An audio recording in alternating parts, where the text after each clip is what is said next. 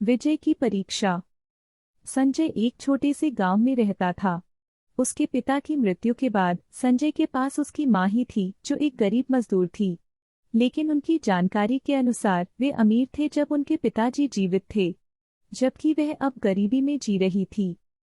एक दिन संजय अपनी माँ से बोला, माँ, मैं भी कुछ बड़ा करना चाहता हूँ। माँ ने विचार किया और कहा, बेटा, जो भी तुम्हारा मन करता है वह करो, लेकिन समझो, हर परीक्षा की तरह जीवन में भी कई परीक्षाएं होती हैं। उस दिन से संजय ने तय कर लिया कि वह एक सफल व्यक्ति बनेगा। उसने अपनी पढ़ाई में ध्यान देना शुरू किया और हर परीक्षा में अच्छे अंक लाना शुरू किया। एक दिन उसके स्कूल में एक प्रतियोगिता आयोजित हुई। प्रतियोगिता की जीत से उसे एक स्कॉलरशिप मिल सकती थी। संजय ने इस प्रतियोगिता में भाग लिया और पहला स्थान प्राप्त किया। उसकी यह जीत उसे और भी प्रेरित करने लगी। वह एक उत्साही तरीके से अपनी पढ़ाई को आगे बढ़ाता गया। उसने विभिन्न प्रतियोगिताओं में भाग लिया और बहुत सारे पुरस्कार जीते। एक दिन उसे एक अंतर्राष्ट्रीय प्रतियोगिता का नोटिस मिला।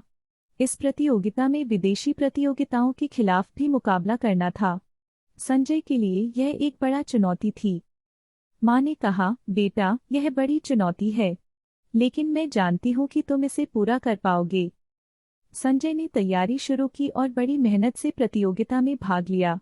वह अपनी क्षमता से सभी प्रतियोगिताओं को पीछे छोड़ दिया और प्रतियोगिता में पहला स्थान हासिल किया। उसकी इस जीत ने उसे विश्वसनीयता और सम्मान प्रदान किया। उसने अपनी क्षमताओं का सही उपयोग किया और जीवन में सफलता की ओर बढ़ता गया।